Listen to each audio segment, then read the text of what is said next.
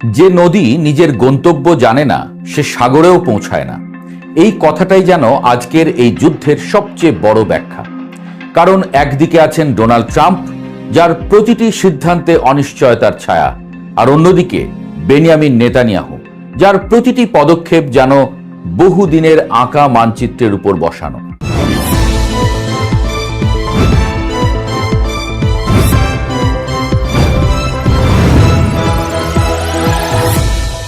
বিশ্ব রাজনীতির মঞ্চে আজ যে নাটক চলছে, সেখানে চরিত্র অনেক, সংলাপ অনেক, কিন্তু কাহিনী যেন এক অদৃশ্য সুতোয় বাঁধা।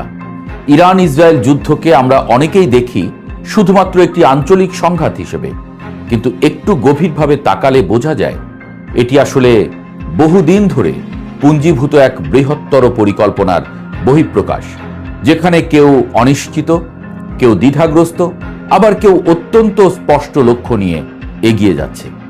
এই যুদ্ধের ময়দানে দাঁড়িয়ে যদি আমরা তিনটি নাম উচ্চারণ করি, ডোনাল্ড ট্রাম্প, বেনিয়ামিন নেতানিয়াহু এবং নরেন্দ্র মোদী, তাহলেই যেন পুরো গল্পের কাঠামো স্পষ্ট হতে শুরু করে। প্রথমেই আসি ট্রাম্পের কথায়। এই যুদ্ধের সবচেয়ে অদ্ভুত চরিত্র সম্ভবত তিনি। কখনো কঠোর ভাষা, কখনো যুদ্ধবিরতির আহ্বান, আবার কখনো সম্পূর্ণ নীরবতা। সব মিলিয়ে তার অবস্থান যেন এক চলমান ধাঁধা। মনে হয় তিনি নিজেই জানেন না পরবর্তী পদক্ষেপ কি হবে। তার সিদ্ধান্তগুলো অনেকটা সময়, চাপ ও পরিস্থিতির উপর নির্ভরশীল, যেন একজন জুয়ারি যিনি টেবিলে বসে আছেন কিন্তু কার্ড খুলবেন কিনা সেই সিদ্ধান্ত নিতে পারছেন না। অন্যদিকে নেতানিয়াহু ঠিক তার বিপরীত। তিনি কোনো তাড়াহুড়ো করেন না, কিন্তু প্রতিটি পদক্ষেপ হিসাব করে ফেলেন বহু আগেই। তার রাজনীতি তাৎক্ষণিক নয়, বরং দীর্ঘমেয়াদী।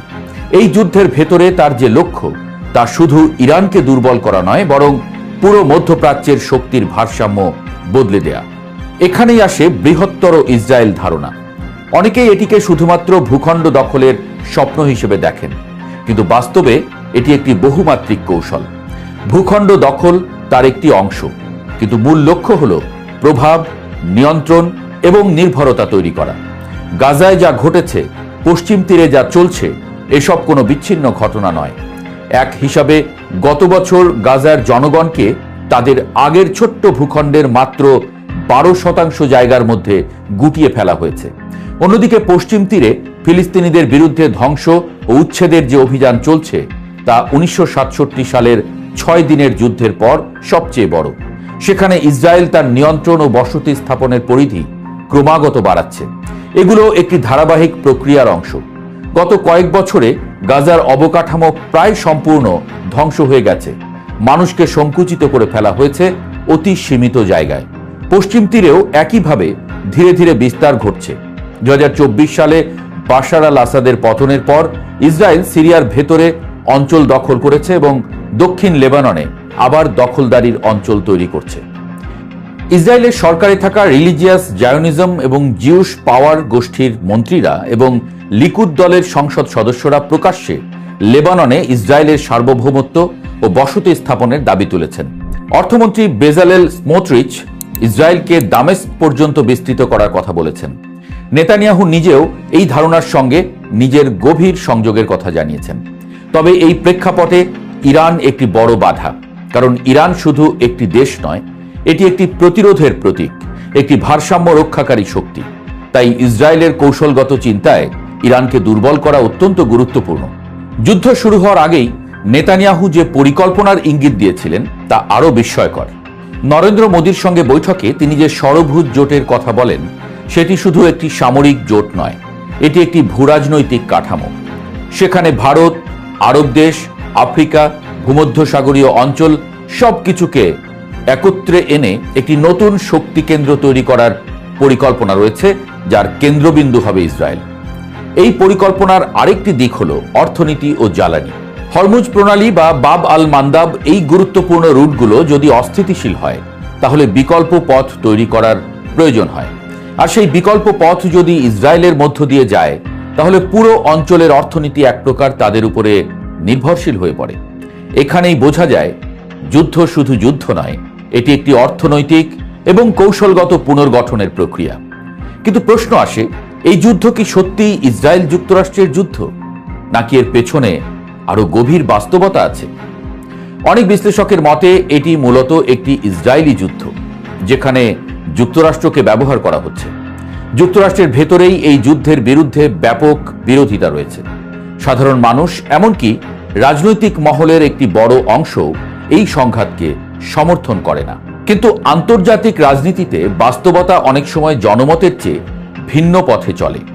লবি, মিডিয়া, কৌশল সব মিলিয়ে একটি নির্দিষ্ট বয়ান তৈরি করা হয়, যাতে যুদ্ধকে একটি যৌথ উদ্যোগ হিসেবে দেখানো যায়।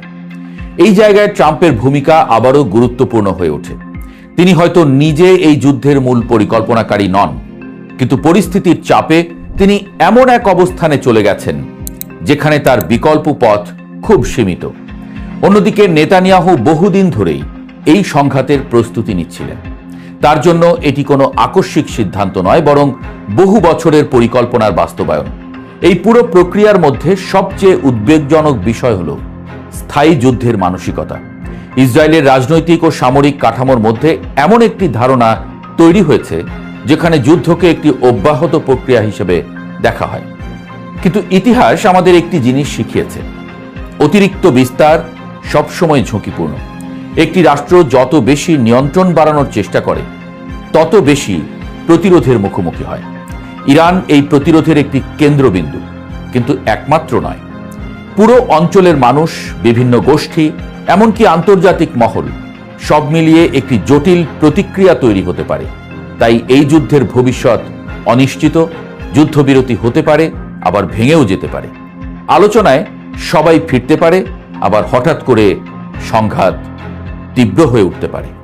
কিন্তু একটি বিষয় স্পষ্ট, এই যুদ্ধ শুধুমাত্র বর্তমানের জন্য নয়, এটি ভবিষ্যতের জন্য একটি নতুন মানচিত্র আঁকার চেষ্টা। আর সেই মানচিত্রে কে কোথায় দাঁড়াবে, কে শক্তিশালী হবে আর কে দুর্বল হয়ে পড়বে, সেই সিদ্ধান্তই নির্ধারণ করছে আজকের প্রতিটি বোমা, প্রতিটি মিসাইল, প্রতিটি বৈঠক, প্রতিটি ঘোষণা। শেষ পর্যন্ত এই যুদ্ধ কবে শেষ হবে তার উত্তর হয়তো এখনো কারো কাছে নেই। কিন্তু এতটুকু বলা যায়, এটি শুধুমাত্র একটি যুদ্ধ নয়, এটি একটি দৃষ্টিভঙ্গির লড়াই, একটি আধিপত্যের লড়াই এবং একটি ভবিষ্যৎ নির্মাণের লড়াই।